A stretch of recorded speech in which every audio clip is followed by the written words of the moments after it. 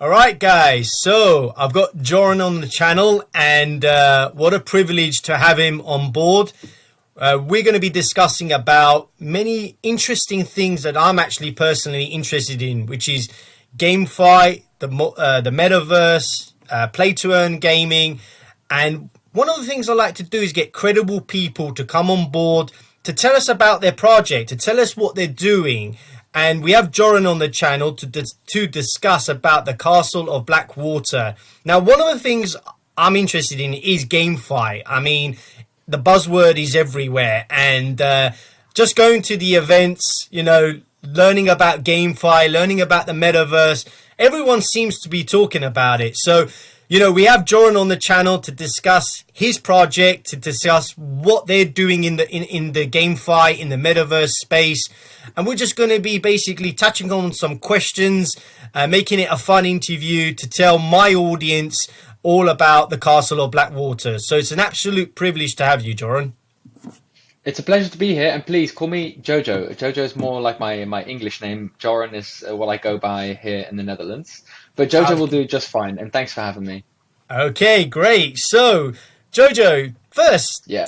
tell us a little bit about yourself. Why did you start this project, and how did you get into the GameFi, metaverse space? All right. I won't take you all the way back to the beginning because that will fill up the whole interview. Yes. We'll skip forward a few years to where I started my professional career as an IT recruiter. And I learned a lot. I progressed quite quickly from trainee to senior in just under 2 years. But I never really had the passion for the job. And don't get me wrong, the people were great. They were very supportive, and I learned a lot of valuable skills. But it was just a very competitive, cutthroat, money-oriented culture, which in the end didn't really fit my kind of need for entrepreneurship as well. I always wanted to do more entrepreneuring, and I felt like I was limited in that environment.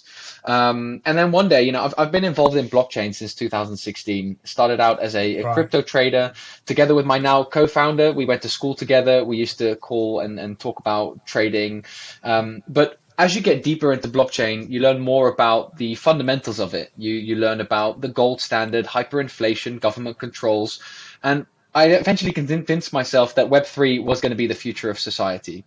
So I was an IT recruiter, not 100% happy with my job, but also not really sure what to do next. And one day, one of the developers that I was working with, he told me about play to earn gaming, and I was like, play to what? And he explains the concept of play to earn gaming, and in that moment, I was absolutely infatuated because having this passion for blockchain technology and having been a gamer my entire life, I finally found like I had this purpose where these two passions of mine intersected. So I became obsessed with wanting to know everything there is to know about play to earn gaming. I played Yeah. Axie Infinity, Townstar, Gods Unchained. I tried them all.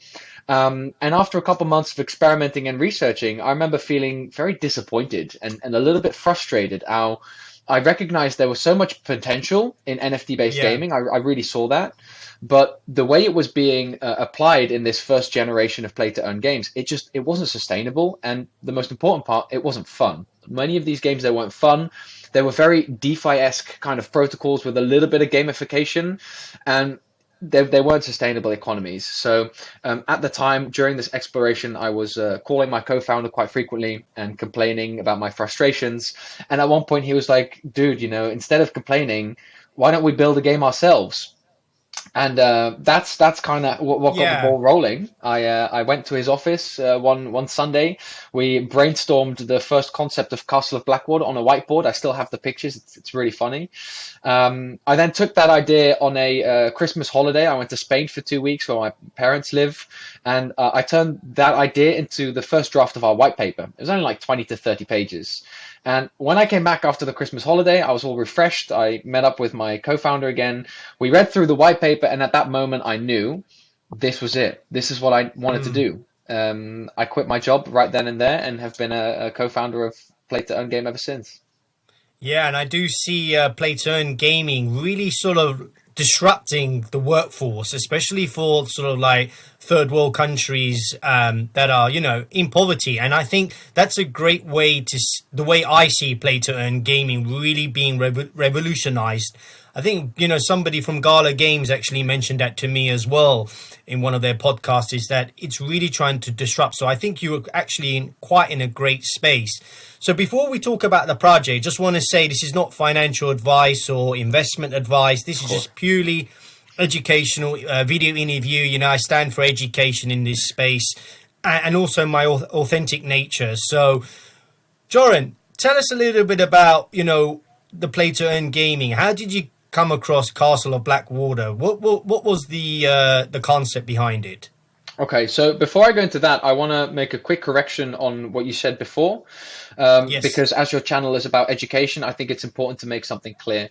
Some people have been pushing the idea that play to earn gaming will revolutionize, in the sense that people in developing countries will be able to not have to work anymore, and their work will become playing games. That is not a sustainable concept whatsoever. And I'm doing everything in my power to refute that idea, that you can have entire societies and villages not contributing value to their local ecosystem, and instead they'll be at home playing a video game. Video games weren't invented for people to make a living off of. That's not what they're meant to do. Video games are a source of entertainment, and I agree, play to earn gaming is going to create this new balance where instead of these big corporations making billions in profit, instead they'll be making millions, and all those millions that are left will be reshared among the participants of the ecosystem. Now, what we're trying to do with Castle of Blackwater is we're trying to monetize the concept and control of fun, where we're saying some players who have more money, who are looking for experiences, can spend money to have more control over their fun, and I'll dive more into that later. Right, yeah. And on the other side, you will have some players who sacrifice their control over fun. They'll be playing the roles that are least favorable in the game, and in exchange for that, they'll be rewarded financially. However, it should never be the intention for people to make a living wage off of playing games, because that's just not a sustainable model. That's quite interesting. So, yeah, I mean, that's a very interesting concept that you made there, and something that I'm sure my audience will probably learn as well as time goes by. So tell us a bit about, what is it that you brought to bring this project on? Why did you want to bring it to the community? What was your ambition? How did you begin this sort of journey? Yeah, so one of the first things that we had to decide upon when conceptualizing Castle of Blackwater is what kind of game are we going to make? And in doing so, we wanted to prioritize two things. We wanted to prioritize route to market, because we didn't want to be the company who raises a bunch of money now, then spends 3 years working on a product and finally come out with something. No, we wanted to have something playable within 6 months to a year maximum. So route to market was very important. Right. The second thing we wanted to prioritize was creating a fun game, because in my research of game economics, especially play to earn economics, this is rule number one. If the game is not fun to play, the game will never be long-term sustainable, because you'll never get those value injectors who are willing to spend in order to increase their fun, right? And with those two things in mind, me and my co-founder kind of went back and thought about games that we really enjoyed playing when we were younger, and we landed on the social deduction genre. Have you ever heard of the term social deduction? No, I haven't. Okay, no problem. No problem. Maybe you've heard of popular titles like Among Us. Yes, yeah, Among Us, the game with the aliens, where one of them's the bad guy and you have to kind of fix these tasks around a ship. Among Us, Werewolf, Mafia, Trouble in Terrorist Town. These are all examples of social deduction games. And what defines a social deduction game is that you usually have two teams.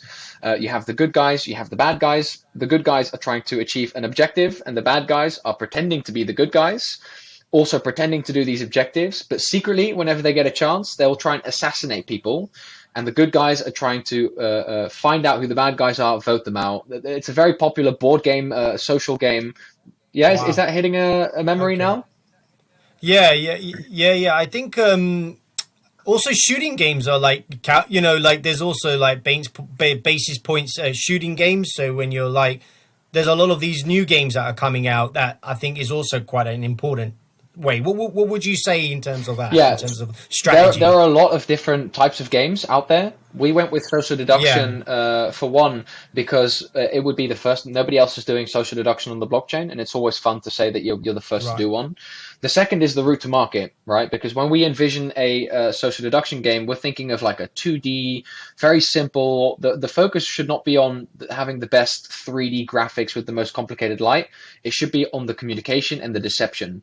So by creating this 2D game, we have a route to market of about 6 months, maybe 8 months, instead of 2, 3 years of building something in Unreal Engine. And the third thing is that it's just really fun. We've played tons of these games. We've Right. had so much fun doing them. And that's kind of how we set ourselves on creating social deduction. Then all it took was going to the whiteboard and just brainstorming, letting the creative juices flow. And what started out as inventing the how's the game going to work? Okay, we want some new features. We tried to take elements of all the other games that we've played and combine them, and also introduce more features so that our game has a lot more replayability and a lot more unique mechanics compared to Among Yeah. Us, for example, which we thought got kind of stale after a Wow. while. So that's a little bit of the basics of it. So what's your objection? Like, what's your achievements? What is it you want to take to bring this to sort of mainstream? Castle of Blackwater. How do you see it becoming a dominant to play to earn game? So we have a couple of USPs that I think separate us from a lot of the other players in the market.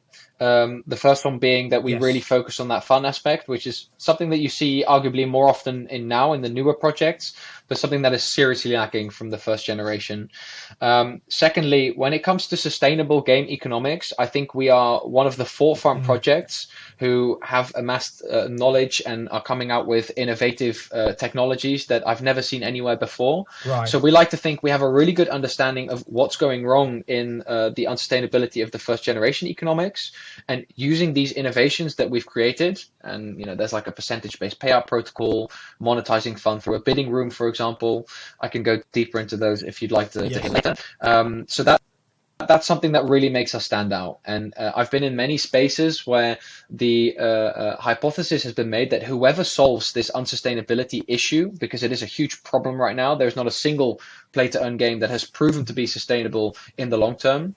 Whoever solves that puzzle is going to be the next $1 billion giant in the industry of entertainment moving forward. Wow. Okay. So there's a lot of sort of like there's a lot of achievements ahead for this industry. Would you say? Do you see there's more happening as I time really goes think by? so. I think NFT based gaming is very much the future of the gaming entertainment industry. Many people don't agree with me, especially those from Web 2, and that is fine. I do think in order to get there, a lot still needs to improve, and we will initially start off with this hybrid model. That's what we're pitching as well. We're building our game to be as accessible as possible to Web 2 users. So in order to play Castle Blackwater in the long run when it's live, you Yeah. won't Castle need a Blackwater. digital wallet. You can just be a casual Joe Wow. who's never heard of Bitcoin. You can go to our web browser, you can log in, make an account just like you always have, and you will be earning off-chain tokens. When I say off-chain, I mean it's not a blockchain token. It's just like a gold coin like any other game has. And you'll be able to earn this gold Right. token as a Web 2 user. You won't even be able to realize that it is an NFT based game for the most part. However, as you get deeper into the game and you earn these gold tokens, eventually we'll start sending you push notifications and be like, hey, did you know that this gold token that you have could become a crypto token? And that crypto token has a value, a monetary value, and you could use that to buy an NFT, which would become your property. You could rent it out. It's an investment. All you have to do is follow these simple steps, download a digital wallet, and we will convert that fictitious gold into real life currency. And in doing that, in creating that kind of Right. hybrid model, we are taking part of our responsibility in onboarding the next generation of Web3 users. Amazing. So let's talk about the play to earn revolution for Castle of Blackwater. What is it? How are you trying to reward your community? I mean, you were just talking about how you're converting these tokens into gold and NFTs. How are you sort of trying to basically give something back to your There are community? many different ways. So initially, because we are a play and earn game, so I don't like to call us a play to earn game because the focus should be on the play. But because we are a play and earn game, there is a lot of Yeah. opportunity to be financially rewarded for your contributions. We basically, and there are many different stakeholders that we outline in our white paper that you have to take into consideration when designing these economies. But Yeah. just to simplify it, True. you can split them up in two groups. You have value injectors and you have value extractors. The value injectors can be quantified as the gamers who come for fun experiences and are willing to pay for those experiences. And the entire history of the gaming industry has proven to us that those gamers are out there, that people are willing to pay for gamified experiences. On the other side, you have the value extractors. Those are the people who are focused on the earning. Those are the people from Right. developing countries who'd like to Right. make an extra bang buck, who don't care about fun. In essence, they are providing the fun experience. They are the fodder for the other people to have more Yes. fun, and they can Yes. earn for doing so.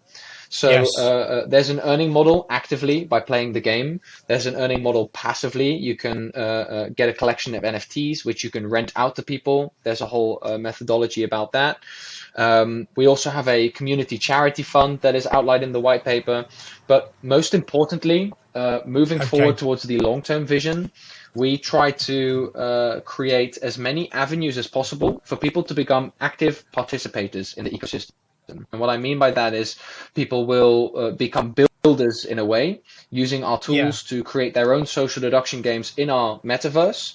And all of the value that gets spent in their version of a social deduction game, they will be able to take the majority cut and they will become active participators in the ecosystem that we have created. So basically, you do need a community of players to actually 100%. come to the platform, right? And sort of, and how are you trying to grow that platform in terms of the people that you're trying to get on board? Initially, we were extremely organic in growth. We didn't do any marketing for the first couple of months as we were building and gearing up for our first NFT sale. And that allowed us to get some people on board that have just been there since day one, that are huge fans of our vision, who get very hyped. And along the way, you start to generate Yep. a little bit of marketing budget. You start to get some people on YouTube who make videos. You start to get noticed on Twitter. People give you shout out. So organically, a lot of traffic gets Yep. generated, and I'm a firm believer that as long as you have a strong vision and are able to communicate it well, people will latch onto that vision if they also share that vision, and they will want to have a seat on your train in order to bring the company there. That's also why I think almost a month ago now we created this very Yeah. small mini connection of Genesis NFTs, just to give the people on our train a opportunity to become financially invested in our project. And all of those people who bought a Genesis NFT a while ago, they are now staking credits. They earn these credits, and those credits will later be converted into currency. So Right. they already have a way to passively generate this kind of investment opportunity just by being a part of the project and also having their voice heard and influencing our direction moving forward. So to my followers and the people following this channel, we're always trying to do things authentic here, and I think being authentic in this space is probably the most important thing. The education we try to spread is basically telling people about what these guys are doing and really trying to make a space, change in this space. So do follow into that. So how do you see now your leaps and boundaries moving forward? Where do you see the next steps for your play to earn game, Castle of Yeah, Blackwater? Where are great you question. going? So currently we've gone into this slipstream of excitement, right? So what started out the first 5 months of just ruthless building, working nonstop, creating this project. Like I said, eventually you get noticed, not just by community, but also by potential investors. And through our network, through making connections, Yeah. we ended up in this funding round. So we're now raising funds with some venture capitalists. We also did our NFT sale, which generated some revenue. So we now have enough funds in our availability to where we can confidently start creating the partnerships that will lead into creating this game. As we speak, my co-founder and I have the very difficult decision of choosing between two game development studios that we will partner with. We started off with 7, narrowed it down to 2. And the plan is to get moving and actually Okay. start building within the next month or so.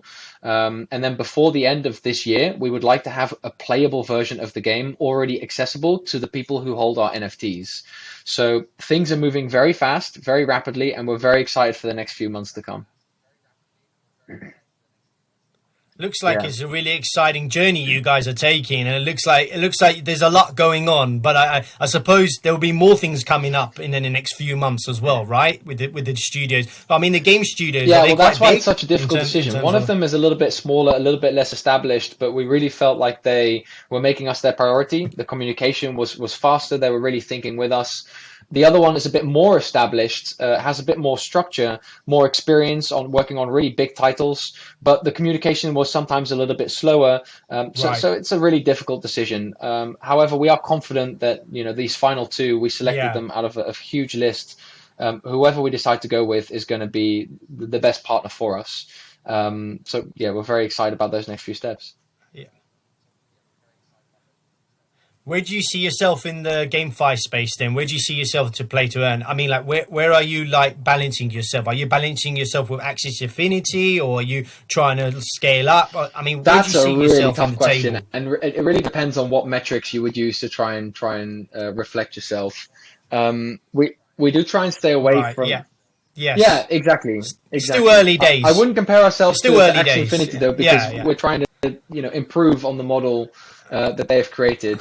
It's all about that quest for sustainability Right. in economics. I think that's one of the key factors that we're trying to solve. Okay, great. And I suppose let's just talk about what are your goals? So how do you see yourself and the project moving forward now? I mean, there's obviously a lot going on in the pipeline. Maybe some things you cannot uncover and some things you can. I'd like to know where's the Yeah, project going now in so the next sort of we're few working on a months. cinematic trailer, which has also been a really fun experience. See, my Okay. co-founder and I, Ramo, we're very creative at heart as entrepreneurs, and we're involved in every aspect of the game as well. Right. So, for example, all of the social media design, Ramo is an absolute wizard with Photoshop. He does all of that. I'm responsible for writing the backstory. So we have this really intricate, detailed backstory that outlines the history of the Castle of Blackwater in the form of 15 Yeah. chapters. So we'll Yeah. keep releasing those Castle. chapters. We'll keep Hmm. enticing the users with this beautiful story that we've created to really get them involved with the characters that we have as NFTs. And moving forward, we have this cinematic trailer that we've been working on for a couple of months now. It's a company in Vietnam making it. And it's all about, using your creativity to create, Right. you have this vision in your head and then getting that out onto the real world in whatever medium, whether it's written, whether it's a video. I think that's one of my favorite parts of the process. And even once we start Hmm. working with a game development studio, Ramo and I have committed to be as involved as possible. Every decision that's made, every art piece that's delivered, we have to look over it and sign off on it because we have this shared vision in our collective minds that is so clear and so precise that everything that is delivered to us from our suppliers has Yeah. to 100% match up Wow. with the vision. Otherwise, we're not satisfied. Yeah, and I can tell like you guys are like an ambitious type, and I can see you guys being around. Hopefully by leading this space in a truly authentic way. How many users do you think you're going to onboard? Do you think you're going to get, obviously you're not going to meet to that scale just yet because you're still trying to go live. How many users are There's you a trying lot to of bring on potential board to, there. to Castle of And if Blackwater? you especially look at the growth project or the growth numbers that Axie Infinity had in its peak years, I mean, we're talking about millions of daily users. Look at Among Us in 2020, I think, when they had a Yes. huge cycle, millions of daily users. And it's a huge ambitious dream and goal to say that at one point we will have millions of daily users, but I It mean, if the is. vision works out and we can create what we think we can create, I wouldn't put it out the question that at some point we would have at least tens, if not hundreds of thousands of users. But the goal is always going to be to have millions of users. And we always estimate that 25% of those would be NFT holders, Web3 enabled Yes. people, and 75% of those would be free to play players who don't really understand what NFTs are. And those are the kind of people that we are trying to onboard into the space. Yeah. Yeah, a lot of people are still trying to understand what an NFT is and this whole metaverse It buzzword is. concept, which is I think is spreading like wildfire now.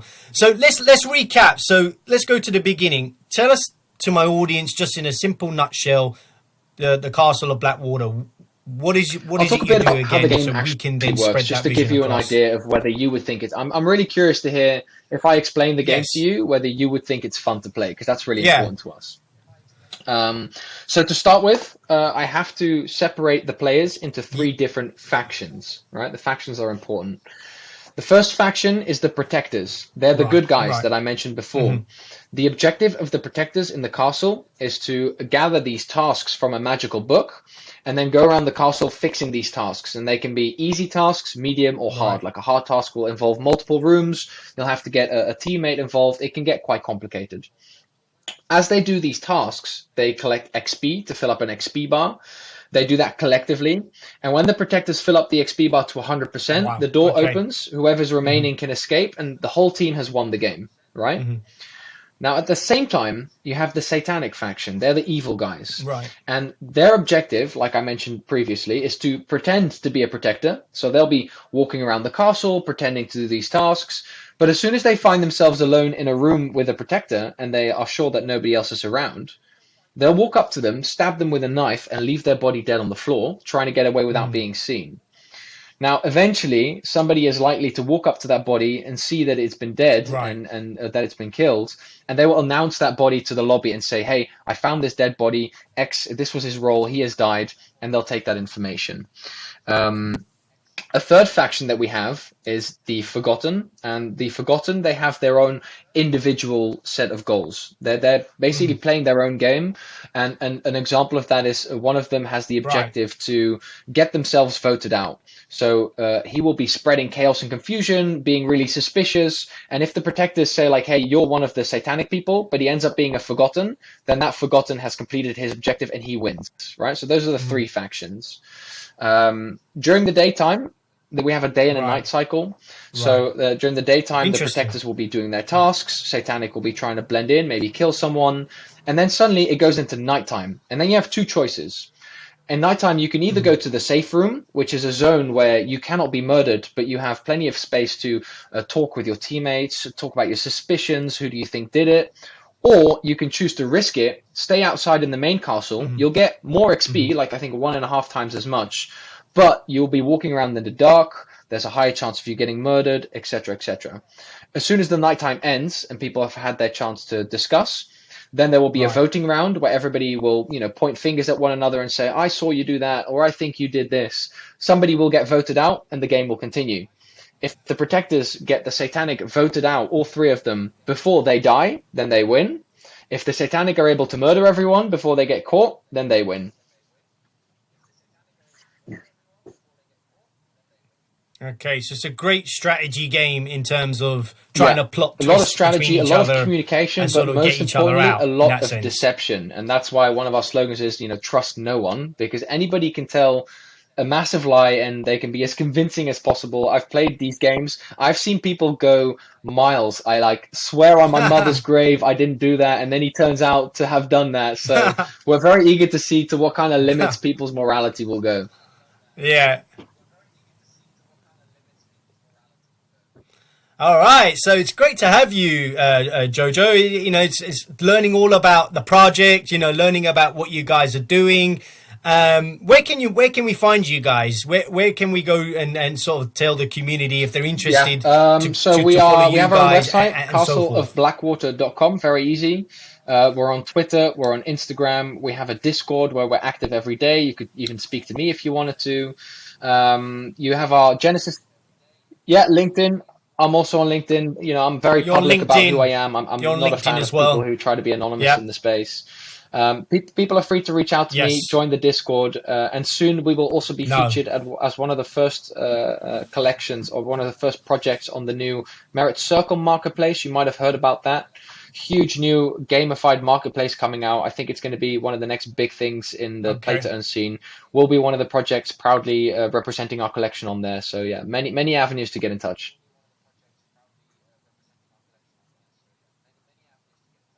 Looks like you guys are really getting the ball rolling here, and I like the fact that you're eager to work and also make a big difference in the crypto space. And I think we need more authentic people coming on video to share their ideas and so forth. So I hope everyone enjoyed this video interview. It was great to have JoJo on the channel.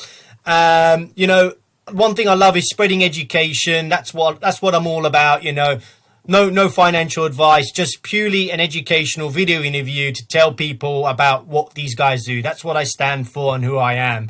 So, JoJo, great to have you, mate. Any final words you'd like to add? Not only about our project, but about our vision of the future and how, there are still so many things that need to change in order to reach that vision. And the more vocal that people like you and I can be about it, the sooner that change will come. Yes. So, thanks again for this opportunity, and I wish you all the best.